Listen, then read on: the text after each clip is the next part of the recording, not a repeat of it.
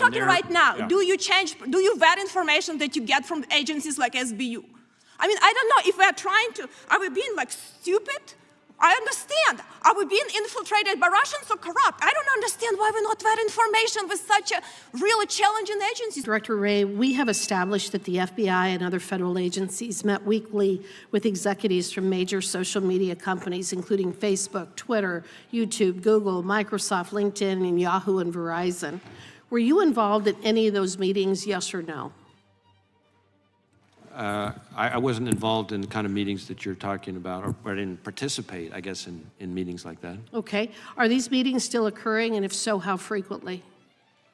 Well, right now, as you may know, there is a preliminary injunction that's been entered. Prior to the preliminary injunction, were these weekly meetings taking place? I don't know if weekly meetings occurred, again, before the injunction, but certainly we've been very open about this, engaged with social media companies. Does the FBI intend to continue to have such meetings leading up to the 2024 election to police election-related speech? Well, we're not going to be policing election-related speech. That's what you previously did. I do not agree with that description. Okay, well, here's what I would say. This committee has learned that the FBI acted to, quote, discredit leaked information about Hunter Biden before and after it was published, that, quote, Twitter's contact with the FBI was constant and pervasive, and as if it were a subsidiary, and that, quote, a surprisingly high number are requests by the FBI for Twitter to take action on election misinformation, even involving joke tweets from low follower accounts. Are you aware that that has been reported? I am aware of some of what the committee has found in its report, but I will add that I'm not sure I agree with the findings. But that's what we found. Director Wray, you and I both know that the federal government is forbidden from doing indirectly what it cannot do directly. In other words, neither you nor the FBI have any legal authority to circumvent the First Amendment by using a surrogate to do your dirty work. Yet that is exactly what you have been doing. The Bureau, under your watch, has been using proxies to violate the First Amendment.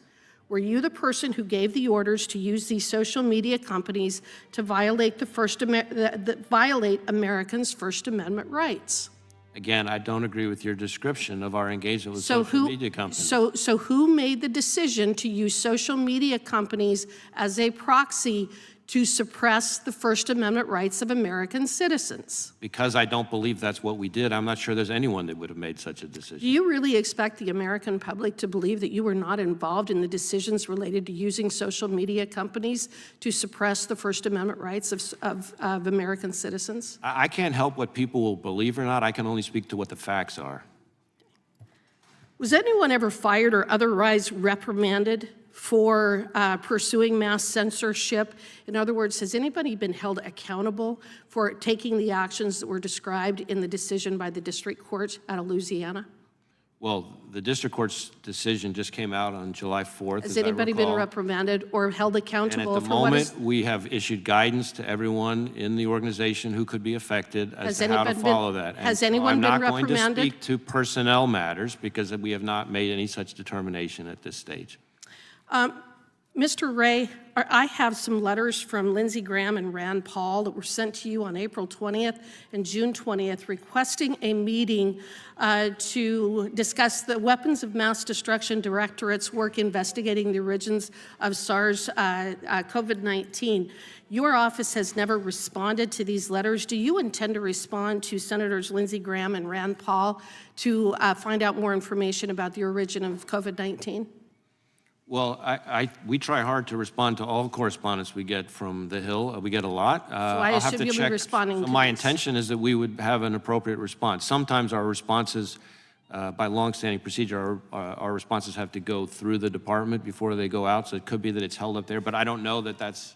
I don't know if that's the case in these particular ones. Senators Graham and Paul should be receiving a response from your office pretty soon. Okay. As you may know, we were the only agency in the intelligence community until more recently when the Department of Energy did as well to reach the assessment that in our folks' view, we thought it was more likely to be a lab leak. Okay. Mr. Wray, from the Twitter files, Missouri versus Biden disclosures, the Durham investigation and report, and exposure and collapse of the Russian collusion hoax, The American people fully understand that there is a two-tier justice system that has been weaponized to persecute people based on their political beliefs, and that you have personally worked to weaponize the FBI against conservatives. I asked Mr. Durham about this, to which he answered, "I don't think that things can go too much further with the view that law enforcement, particularly the FBI or Department of Justice, runs a two-tiered system of justice. The nation can't stand under those circumstances." Director Wray, what are you prepared to do to reform federal law enforcement in a manner which earns back the trust of the American people? Well, first off, I would disagree with your characterization of the FBI and certainly your description of my own approach. The idea that I'm biased against conservatives seems somewhat insane to me, given my own personal background. As to how we are approaching our work of protecting the American people and upholding the Constitution, it starts with me having emphasized to all of our folks over and over and over again in everything we do that we need to do the right thing in the right way, and that means following the facts wherever they lead, no matter who likes it. It starts, then goes on from there to all kinds of enhanced procedures, safeguards, approvals, double checks, triple checks, record-keeping requirement, accountability policies, funding of new functions like an Office of Internal Audit that didn't exist before, the installation of an entirely new leadership team from my predecessor, and where I can take action, where we can take action to hold people accountable by removing people from the chain of command. Gentlelady's time has expired, people. Director. Director Wray, FBI's mission is to protect the American people and uphold the U.S. Constitution, correct? Yes. Okay. So we had a couple years ago, it was a hearing, and I actually, looking on all of the concerns that I've seen was really warrantless surveillance and abuses of Section 702 of FISA. I compare your agency to KGB, and spending 2 years in this committee, reading a lot of reports now, doing a lot of hearings, I am really shocked that your agency is involved not just unlawful surveillance of American citizens, intimidation of American citizens, censorship of American citizens, potential cover-ups of convenient political figures, and potential setups of inconvenient political figures.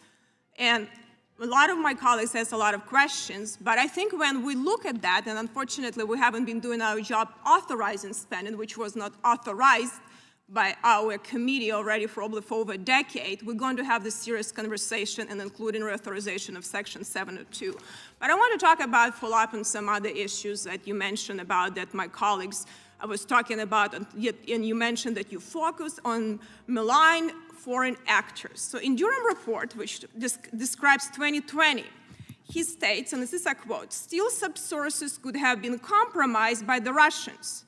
FBI never gave appropriate consideration to the possibility that the Steele reports was Russian disinformation. No vetting happened. You have some falsified FISA court application. You have some very shady, confidential human sources that you kept paying for them. Nothing was vetted. Some of your head of counterintelligence division was accused of taking money from Russian oligarchs just recently this year.